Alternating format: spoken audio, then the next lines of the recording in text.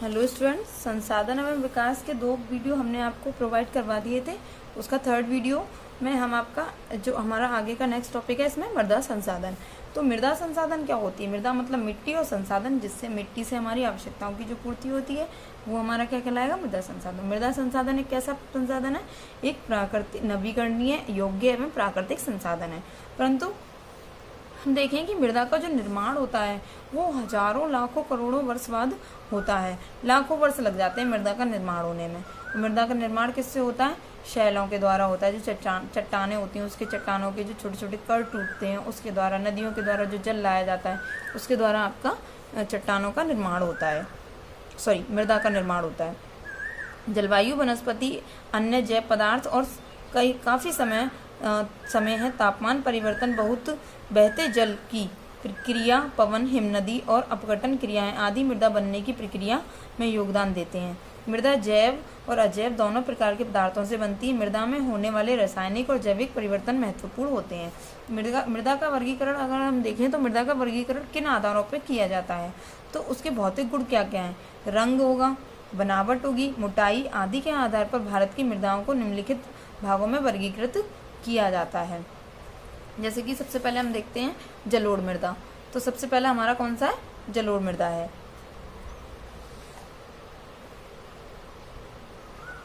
तो हमारा सबसे पहले आता है जलोढ़ मृदा। तो जलोढ़ मृदा जो है वो भारत में सबसे ज़्यादा जगह पर फैली हुई है।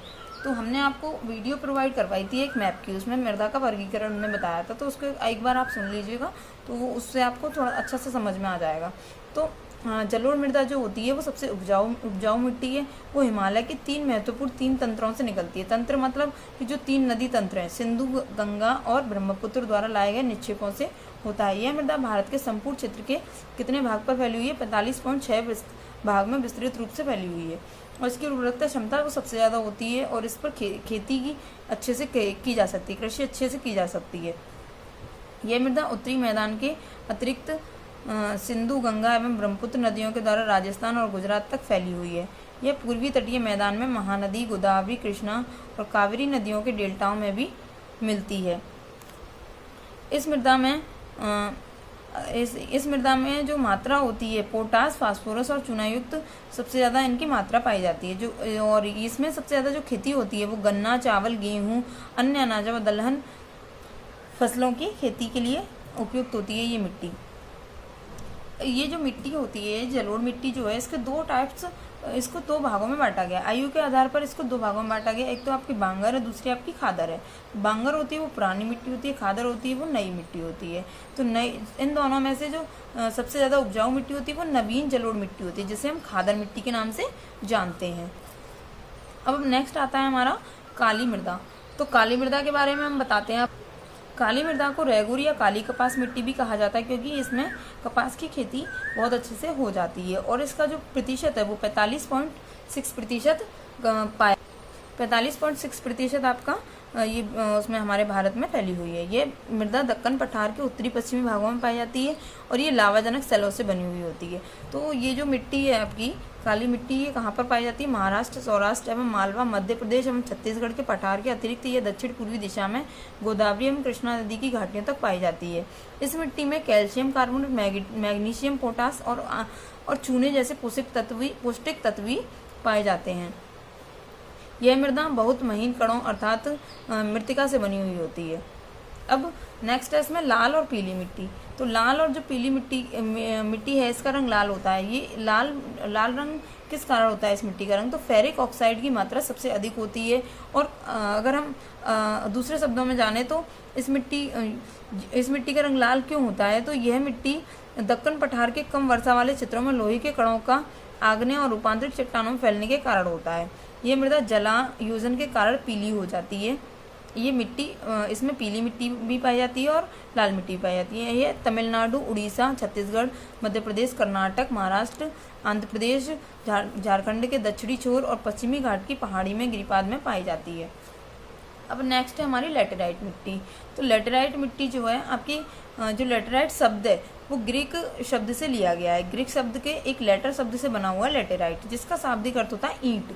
तो लेटेराइट मृदा उच्च तापमान और अत्यधिक वर्षा वाले क्षेत्रों में विकसित होती है।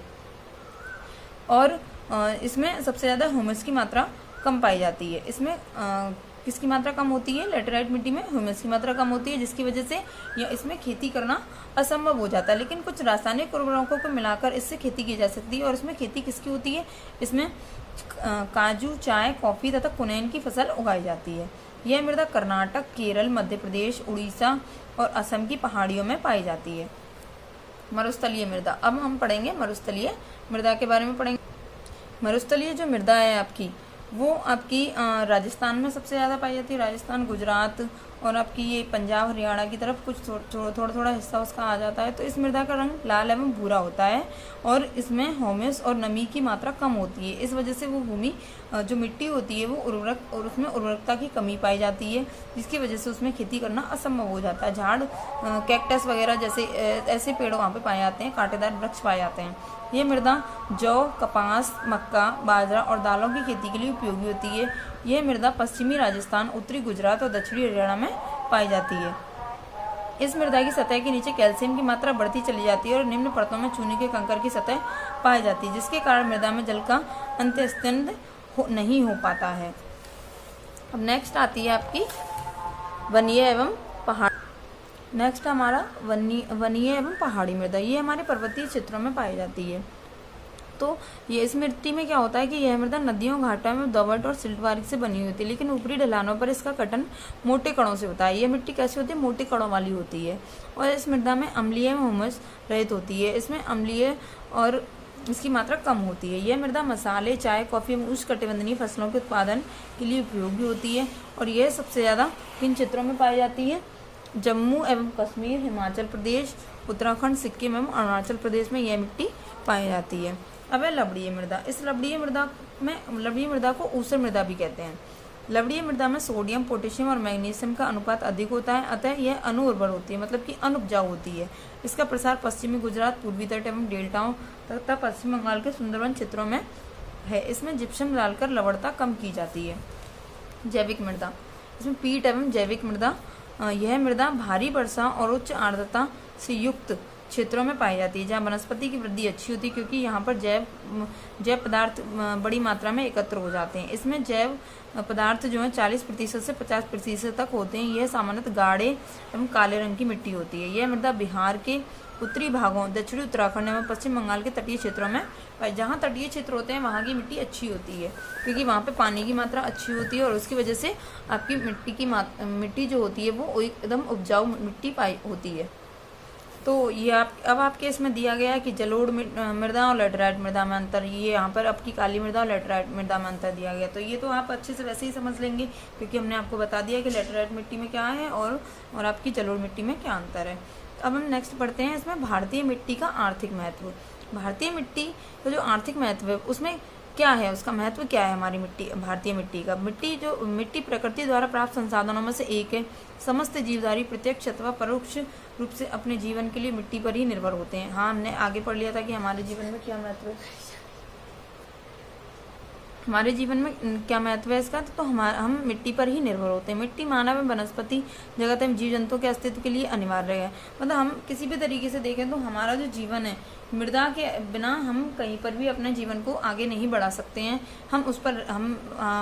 भूमि पर हम रहते हैं, मिट्टी से हम अपने व्यवसाय को आगे बढ़ाते हैं। तो यही हमारे जीवन में इसका आर्थिक महत्व है। और आर्थिक महत्व जब हम कृषि करते हैं, किसी भी रोजगार को बढ़ाते हैं, तो उसके बाद में जो हमें जो हमारी आवश्यकताओं की और पूर्ति होती है, तो उससे क्या होता है, हमारा आर्थिक विकास होता है। उससे हम कह सकते हैं कि हमें भारतीय मिट्टी के द्वारा हम आर्थिक महत्व को अच्छे से समझते हैं। अब इसमें मृदा अपरदन एवं संरक्षण। तो मृदा अपरदन का मतलब क्या है कि मिट्टी का जो कटाव होता है, मिट्टी का कटाव या बहाव किसी भी कारण हो, मृदा के कटाव और उसके बहाव की प्रक्रिया को मृदा अपरदन कहा जाता है। मृदा निर्माण और उसके अपरदन की क्रिया साथ साथ चलती है। जो निर्माण होता है वो एक साथ चलता है। जैसे कि हमने बताया कि जो छोटे छोटे कण होते हैं सेलों के, तो वो कैसे होगा, तो वहाँ से क्या होगा कि सेलों से आपकी मिट्टी छूटेगी, गिरेगी और उसको बहा करके एक जगह इकट्ठा कर देगी, उसको हम अपरदन कहते हैं। और जिसके परिणाम स्वरूप दोनों में संतुलन होता है। विभिन्न मानवीय व अन्य गतिविधियों के कारण संतुलन में रुकावट आती है। मृदा अपरदन के जो कारण हैं वो प्राकृतिक कारण आपके दो हैं। एक तो प्राकृतिक कारण में आपका वायु अपरदन आ जाता है, दूसरा आपका जल अपरदन है। प्राकृतिक अपरदन में हम देखें कि वायु द्वारा जब हवा चलती है, जब आंधी आती है, तो जो किसी ढलवा होता है, किसी ढलवा क्षेत्र से क्या होता है, मृदा को उड़ा के ले जाती है, और उस प्रक्रिया को हम क्या कहते हैं, वायु अपर्दन कहते हैं। और नेक्स्ट है आपका जल अपर्दन। तो जल अपर्दन में क्या है आपका कि जो मृदा होती है, उस जब आपकी बारिश होती है, बहुत तूफान वगैरह जब आ जाता है, तो उस मिट्टी को बहा के ले जाता है। और जब नदियों के द्वारा भी आप देखते हैं कि उस जल को बहा कर जल के द्वारा उस मिट्टी के कणों को बहा के ले जाती हैं, और उससे क्या होता है, और उससे आपका जल मृदा अपर्दन होता है, या और उसको हम चादर अपर्दन भी कहते हैं। अब है कि जो मृदा अपर्दन होता है उसमें मानवीय कारण भी कुछ महत्वपूर्ण है। तो मानवीय कारण क्या क्या हैं उसको हम आप समझते हैं। मानवीय कारण में आपका वनोन्मूलन, अतिचराई और जल प्रणाली की कृषि एवं वे मानवीय कारक है, जो कि प्राकृतिक कारक को मृदा अपर्दन के लिए जमीन प्रदान करते हैं।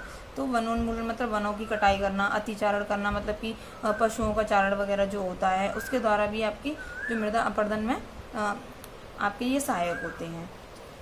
अब नेक्स्ट है हमारा, इसमें जो आपके जो बचाव के कुछ उपाय बताए गए हैं आगे, तो उसको हम समझेंगे।